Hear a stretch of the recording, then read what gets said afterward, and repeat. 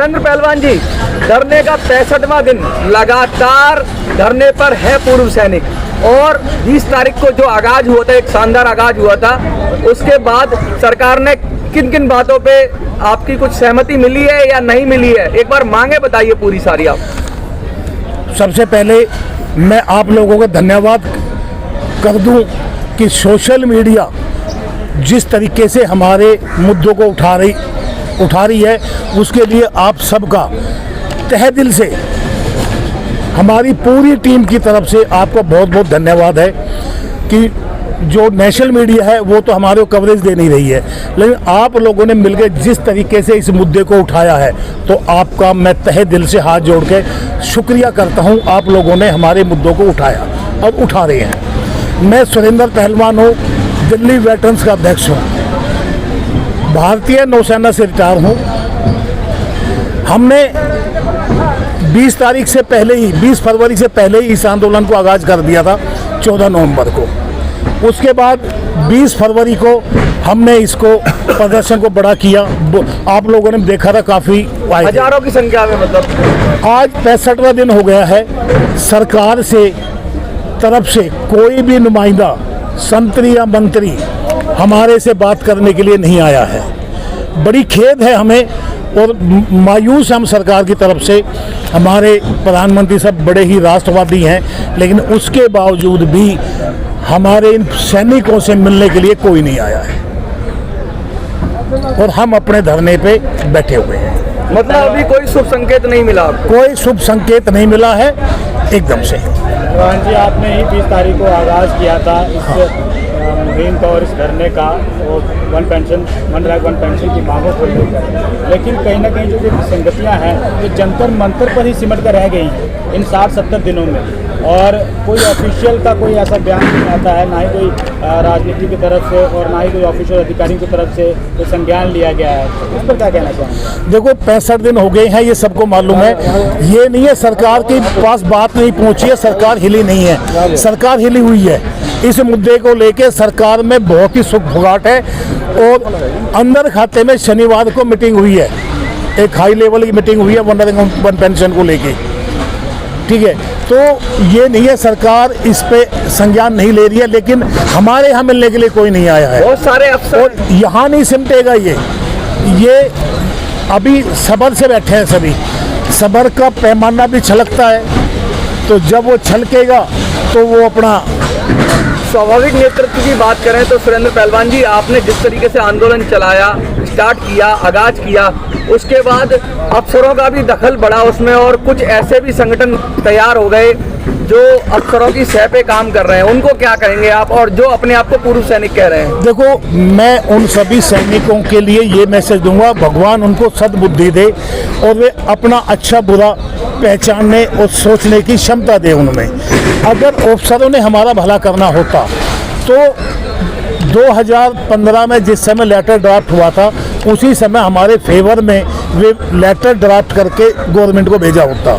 लेकिन कुछ लोग हैं जो उनके पीछे लगे हुए हैं और वो उनके पीछे चल रहे हैं, तो भगवान कभी तो सद्बुद्धि देगा उनको और वे लाइन में आएंगे। आपका कहना है कि सेना के ही कुछ अधिकारी हैं जो सरकार को आपके खिलाफ ना चलने की अगुवाई कर रहे हैं? देखो, ऐसे तो एक कर्नल ने सरेआम स्टेटमेंट भी दिया था, नाम भूल गया मैं, मनीष वैसा कुछ था वो।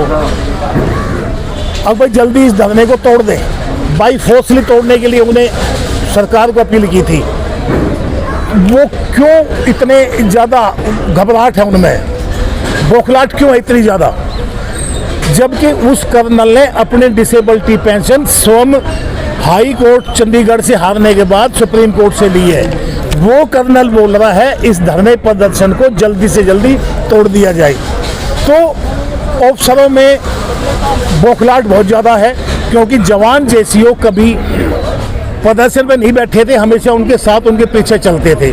आज हमने उनसे माइक और स्टेज छीन लिया है। हम अपना आंदोलन खुद करेंगे, खुद चलाएंगे, ये मैसेज हमने बिल्कुल स्पष्ट रूप से उनको दे दिया है। प्रेस कॉन्फ्रेंस स्टार्ट होते ही आपने सबसे पहले जिक्र करा कि सोशल मीडिया पे जितने भी मीडिया कर्मी हैं उन्होंने आपकी आवाज़ को पहुंचाया और नेशनल मीडिया आपको कवर नहीं कर रहा है। क्या ऐसी बातें हैं, क्योंकि आमतौर पर देखा जाता है जब भी कोई त्यौहार हो, त्यौहार मिलन हो, तो नेशनल मीडिया सैनिकों के बीच में जाके वो त्यौहार मनाती है, और फिर क्यों ऐसा लग रहा है कि जो नेशनल मीडिया है वो आपकी बात को नहीं रखना चाहता? वो सिर्फ जो ज़्यादातर होली दिवाली पे ये देखने को मिलता है। हमारे माननीय प्रधानमंत्री जी बॉर्डर भी जाते हैं, सैनिकों की जैकेट पहन के मिठाई भी खिलाते हैं और उनके साथ फोटो शूट भी करते हैं। 3 दिन नेशनल मीडिया का फिर ये प्रोग्राम फिक्स हो जाता है, सब वही चीज़ दिखाना।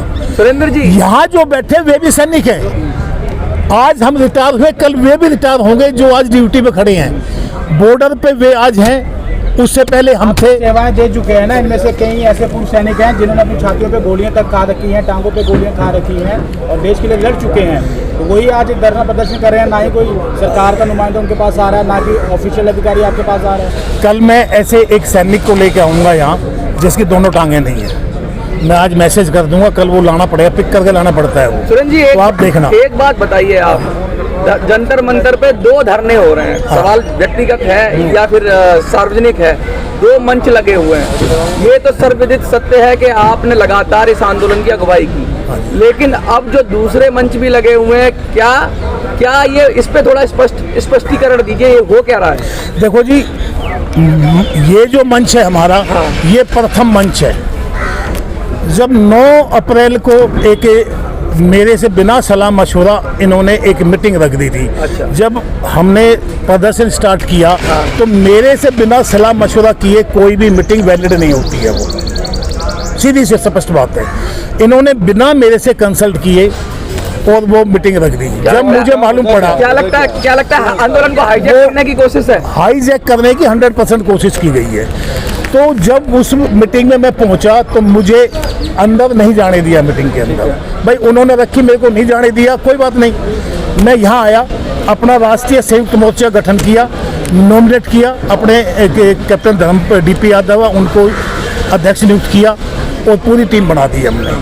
अब देखना धीरे धीरे किस तरीके से और आगे बढ़ना है। पैसे का भी बहुत सवाल उठे हैं लगातार, पैसे के भी बहुत सारे सवाल उठ रहे हैं कि लगातार जंतर मंतर पे पैसा इकट्ठा किया गया पूरे देश से सैनिकों के आंदोलन के नाम पे। उस विषय पे भी आपने सवाल उठाए, वो क्या है?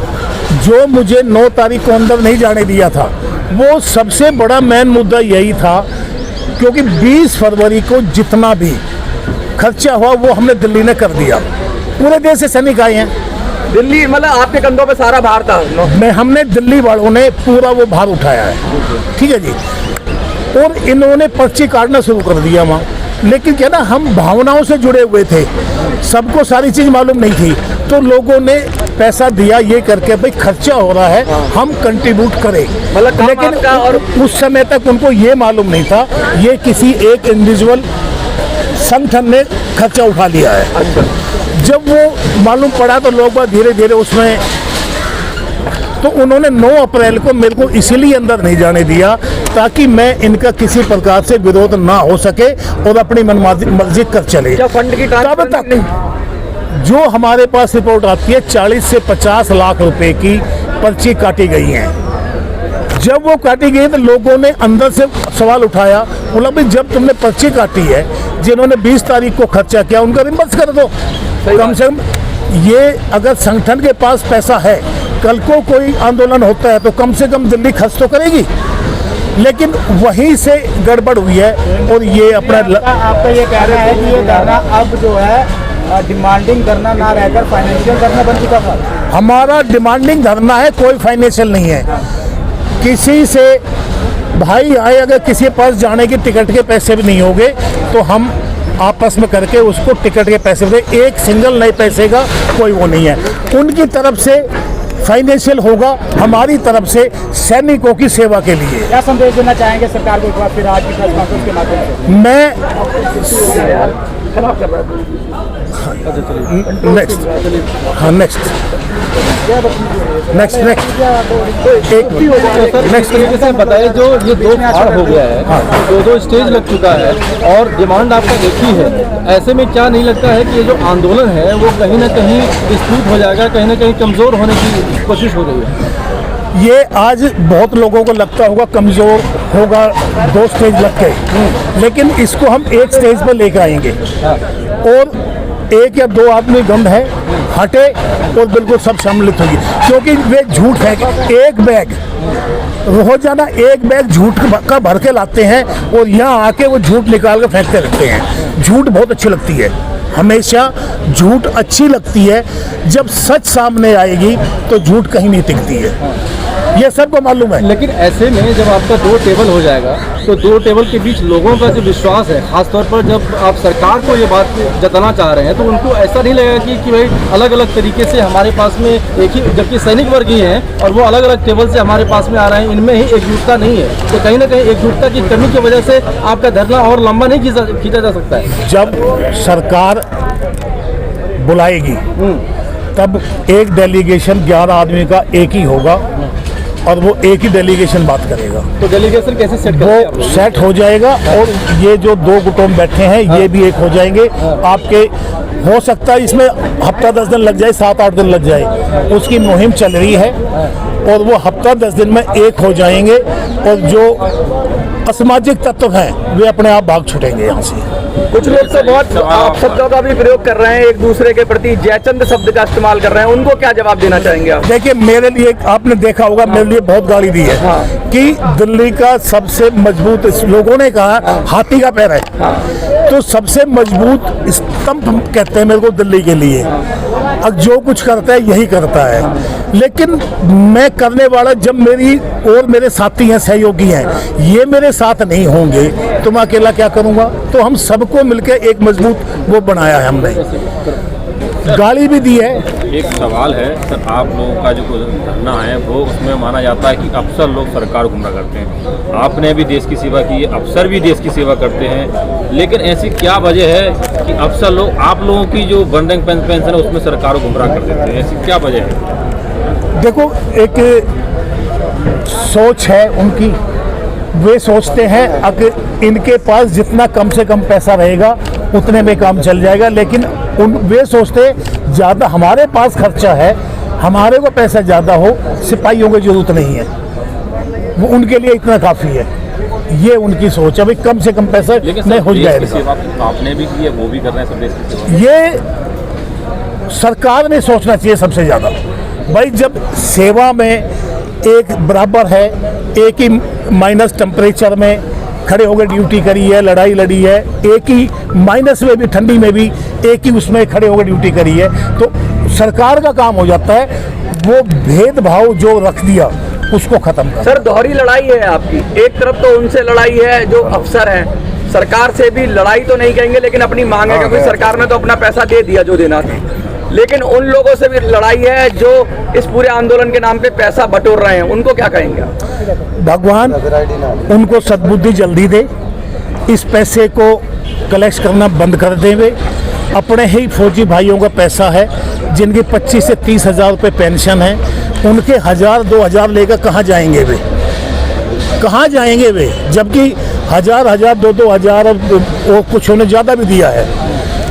इन्होंने 40-50 लाख रुपए कलेक्शन कर लिया है। अब मेरे पास एक रिपोर्ट आई थी कि इनसे हिसाब पूछा किसी ने, बोला भी पीछे का हिसाब छोड़ दो, अब आगे का हिसाब लो बस। फेडरेशन बना लिए। हाँ, बस पीछे का हिसाब, पीछे हिसाब ही पीछे का, आगे तो पैसा आना ही नहीं इनको, आगे अब पैसा नहीं आना है। अच्छा, 1000-2000 आ गया, वो चाय पानी में चला जाएगा इनका। अच्छा। पैसा तो जो करना थे ना लेकर गबन हो गए साहब। अच्छा, आप जो लोग पैसा देना चाहते हैं उनको क्या कहना चाहेंगे? जो सैनिक अभी भी पैसे लेके आ रहे हैं या पैसा दान कर रहे हैं, उनको क्या कहना चाहेंगे? सभी से हाथ जोड़कर प्रार्थना ये है, कोई भी मेरा फौजी भाई किसी भी संगठन को पैसा ना दे, जितने बैठे हैं उनको चाय पिला दे, खाना खिला दे, पैसा 1 रुपया ना दे किसी को भी। एक आखिरी संदेश, आप यहाँ जनता मंच से सरकार को क्या संदेश, लगातार आपको धरना प्रदर्शन चला, सरकार के लिए आपका एक क्या संदेश? ये आखिरी सवाल, इससे पीछे कोई सवाल तो नहीं पहले? मैं सरकार से हाथ जोड़ के मेरी विनती है, हमारी जो मांगे हैं वो जायज़ हैं और इन मांगों को जितनी जल्दी सुनेंगे उतना ही जल्दी सरकार के लिए फ़ायदा है, हम सैनिकों के लिए फ़ायदा है। सरकार डे बाई डे नुकसान में जा रही है। ये बैक फुट पे भी जाएंगे चुनाव में, तो वो बैक फुट पर ना जाने की बजाय बैठ के बात करें, बीच का ही कोई रास्ता निकालें और इस आंदोलन को समाप्त करवाएं। हमारे बीच में आके एक भाषण देकर हमारे को विश्वास के साथ कह जाएंगे ना, उसी से हम फौजी हैं, कोई दंगाई तो है नहीं, और हम तो मानेंगे ही नहीं जब तक। तो ये सरकार का कोई भी एक आदमी आके हमारे को संतुष्टि कर दे, भाई आपके डिमांड हम डिस्कस में चल रही है, हम इसको कर रहे हैं, लेकिन ऐसा भी कुछ नहीं है अभी तक जो सरकार की तरफ से कुछ आया हो। तो सरकार से प्रार्थना है जल्दी से जल्दी हमारी बात सुने और इस आंदोलन को समाप्त करो। जय हिंद, जय भारत, वंदे मातरम।